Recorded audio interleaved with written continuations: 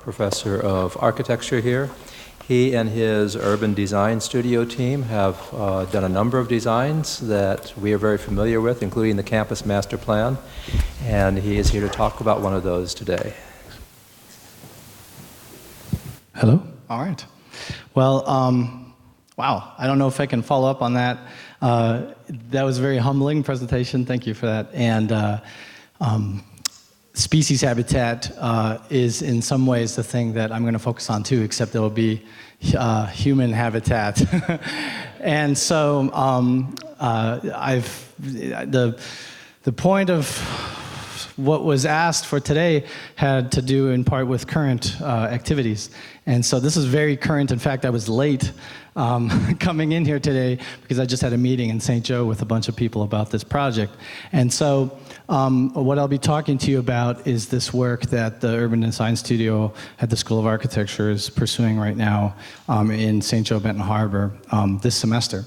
And so that's what this is going to be about, and you might even recognize this place, even though you probably haven't been at this vantage point. When we got a drone up in the air on Labor Day Sunday and took a bunch of really nice photos of the study area that we're working on with these graduate students. And I'm going to start off with a thought about the purpose of what we're doing here at Andrews University in terms of educators.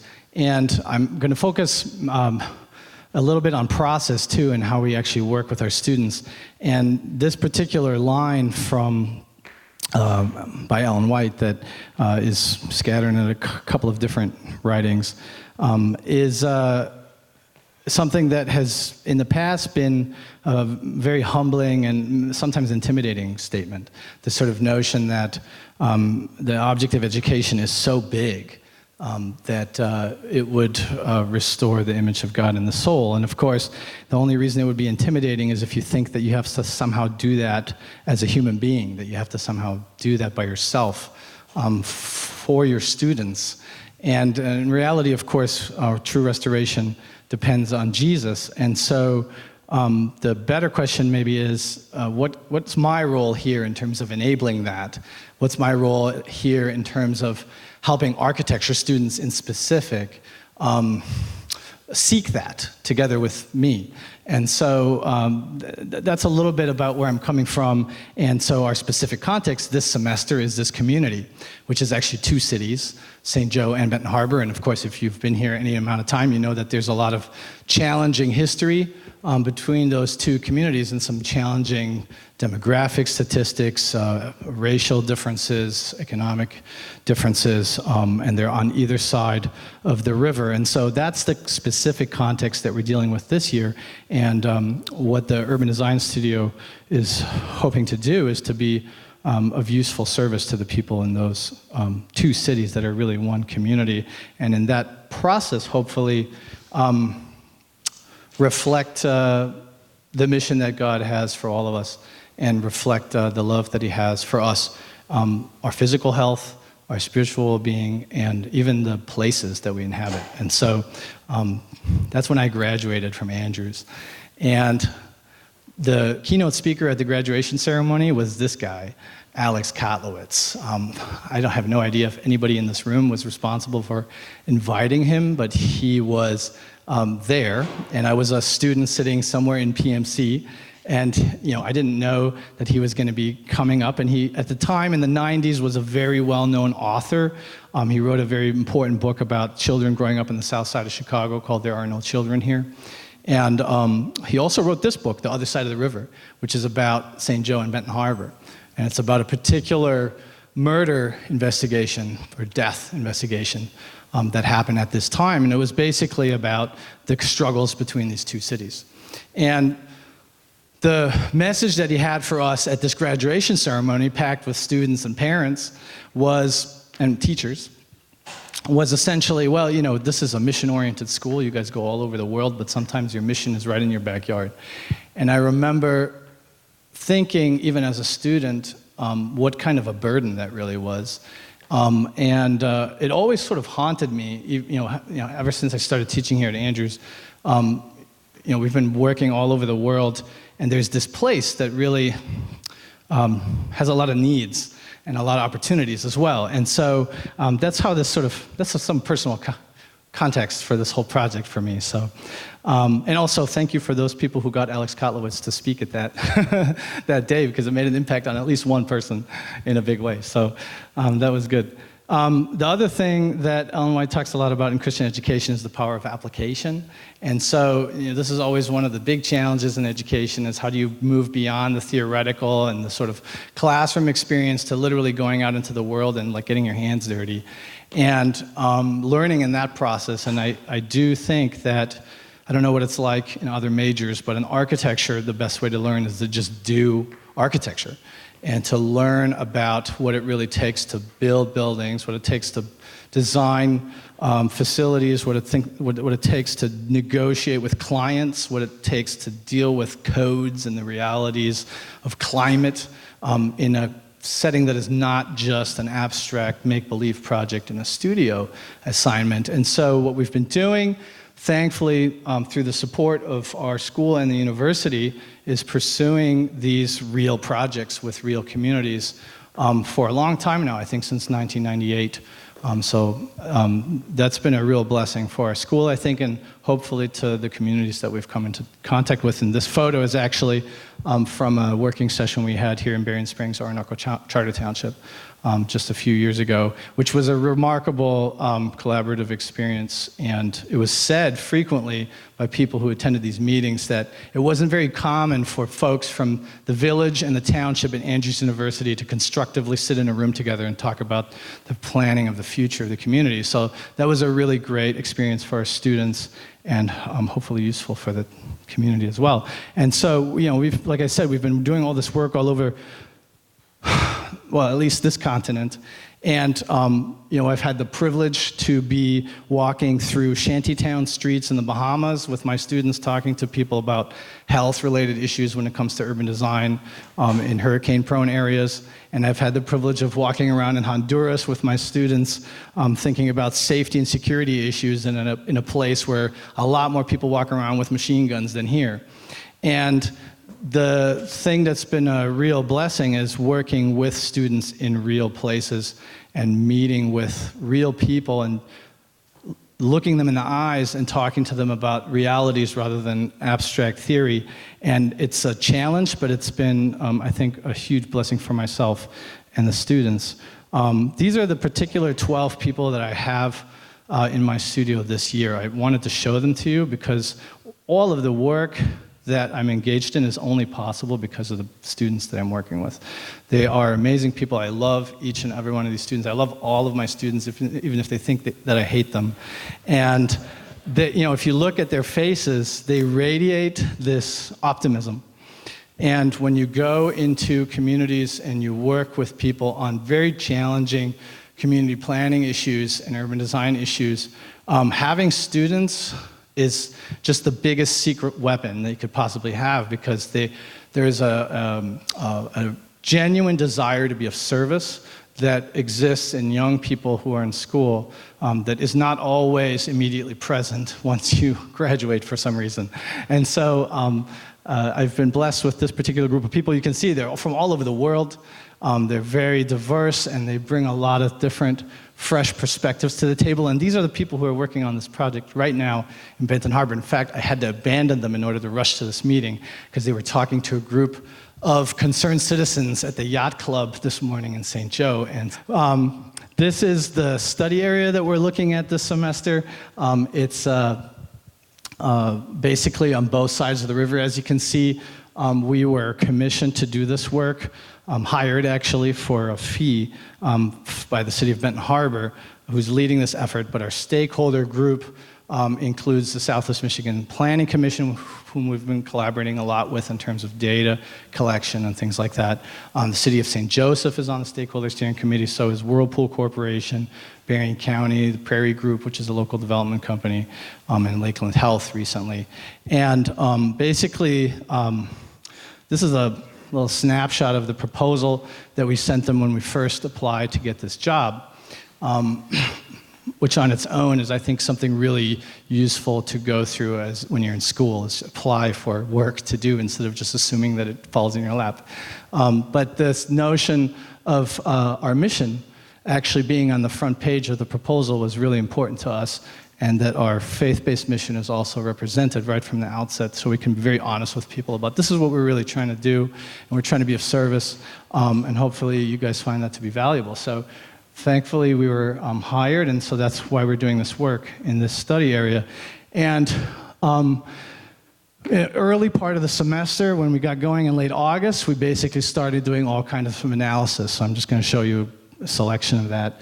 And so for example, the students would study walkability and assess the study area in terms of how walkable it is and whether you can really get around as a pedestrian, how safe it is, what the crossing issues are at different roads, what kinds of vehicular speeds you're dealing with, what kinds of distances, how safe are the bridges to use as a pedestrian, all these kinds of issues. Looking at land ownership, because that's usually a big deal in planning projects, is who owns what and which land is publicly owned, which is privately owned, how much of the waterfront belongs to each of those sectors. And so looking at environmental issues is an enormous challenge in this river. We're looking at, some people could argue that this particular crossing of waterways, the Paw Paw River and the St. Joe River right at the mouth of the river into Lake Michigan, is potentially one of the most significant sites in our entire county. Just from a hydrological perspective and from the perspective of commerce and recreational boating and all kinds of things. Plus, there's two cities on either side. And so, for example, there's actually several ships drawn in here. These ships that come in for freight are 670 feet long. That's a city block in Chicago.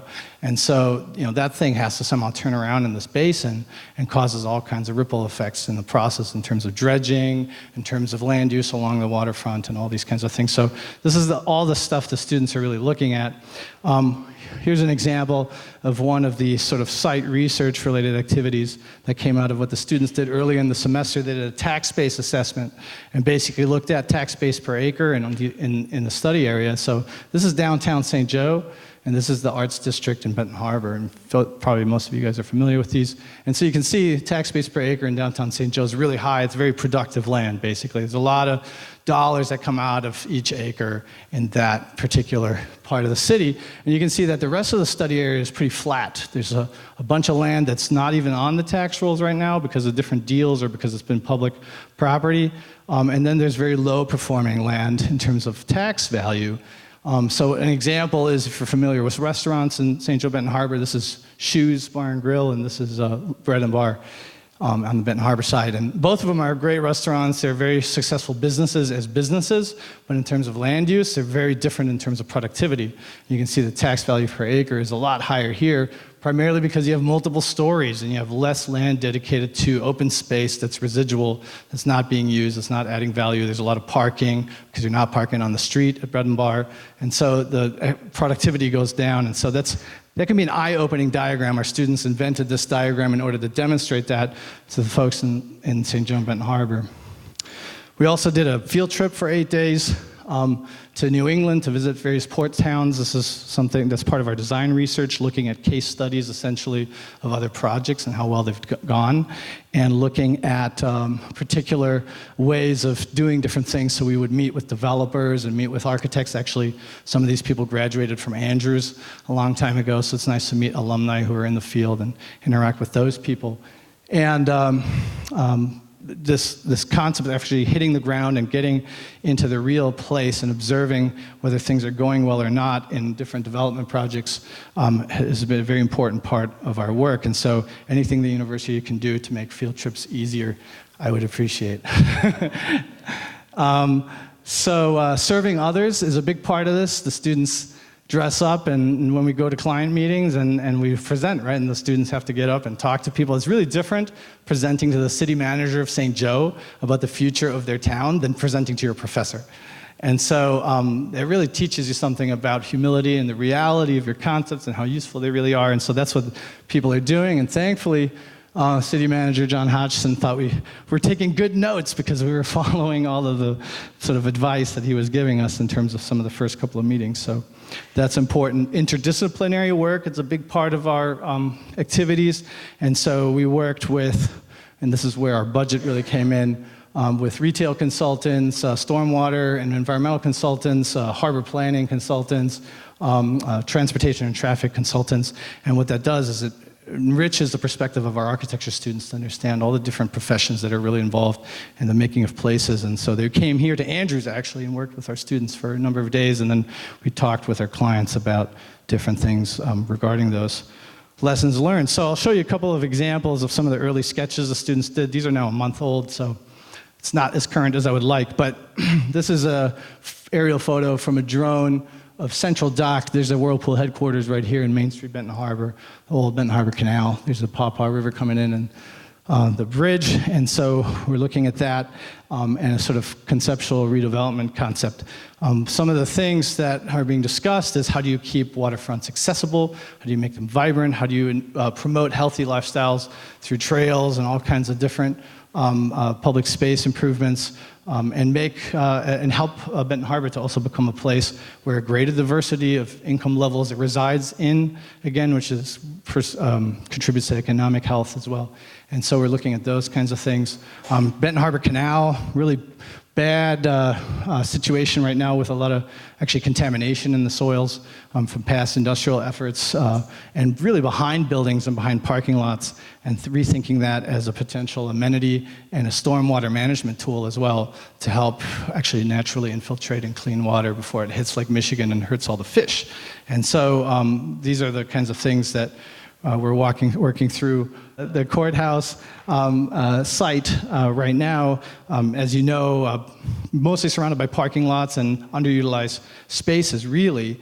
And so rethinking how the area around the courthouse potentially becomes used even more by the city and potentially becomes an opportunity for connecting to Benton Harbor as well. You know, you can actually walk in terms of distance between downtown St. Joe and downtown Benton Harbor, but it's not designed to be walked. And so it's an issue of thinking through those connections and sort of integrating these two places. So what was interesting is that we presented a lot more than what I'm showing you today at our last meeting in early October with the stakeholder committee, and immediately afterwards, everybody started strategizing about how we can share this with more people, which was a real pleasant surprise to me. You know, when the mayor of St. Joe and the city manager, assistant city manager for Benton Harbor, and all the private sector folks from Whirlpool and the Prairie Group and everybody else is suddenly excited about the work that the students were doing and saying, how can we get this out there so more people can be infected by what these people are doing? And so, even though it wasn't on our schedule, we are now scheduled to have an open house next week, so you're all invited. November 4, Harbor Shores Inn, if you want to see what's going on from 5 to 7 in the grand ballroom there overlooking the actual site. We've been very happy with the type of feedback we've been receiving from our stakeholder committee, and also very humbled. So this morning, like I said, I was at this place here. We were meeting folks from the old Edgewater neighborhood who live on Ridgeway. Some of the issues in our project revolve around the commercial port and what the future of commercial shipping is in our community, some of the realities about freight and economic value, and also location. And some folks are really pushing for a relocation of commercial port activity into one area, right by those silos that you guys are all familiar with. Other people are not so happy about that. And so this morning we were at a meeting with people from this neighborhood and really walking through all the different scenarios. And so this is one of the services that we hope to provide, is to actually become useful mediators between different people and communities and help people sort out their ideas so that they can move forward in consensus about good things. So one of the things I'm most happy about is that our students have been so well received by our client. This is a quote from the director of the Southwest Michigan Planning Commission, who was just struck by how our students radiate joy and love. So that's something that I credit to the Lord, because we've been blessed with great people and a good series of long years of education, both all the way starting with the parents of these students who prepared these young people to be disciples. And so then you can go and actually do things that other people can't do because of that. So I'm very happy about that. And I'll end by pointing out that in this semester, We've been working very hard to make sure that we have daily Bible study in our studio. And most of the time it lasts at least 30 minutes, which you could say, well, that's crazy. How can you waste 30 minutes on something like that? You don't have that much time. You're paying X amount of dollars per minute on tuition. You know, you're not learning about architecture during that time. And this project is so complex, it's easy to be overwhelmed. It's way above anybody's capacity to reconcile all the different issues around this harbor. Anybody at all. And so the only way I think that we can move forward in confidence is if we actually reconnect with the Lord. I have this quote by William Davidson, "Don't forget who you work for," which is one of my favorite quotes by Doc, that helps us to stay grounded in what we're doing and helps us to pursue real meaningful work that is hopefully reflective of God's love in the world today. So that's what I have. Thanks.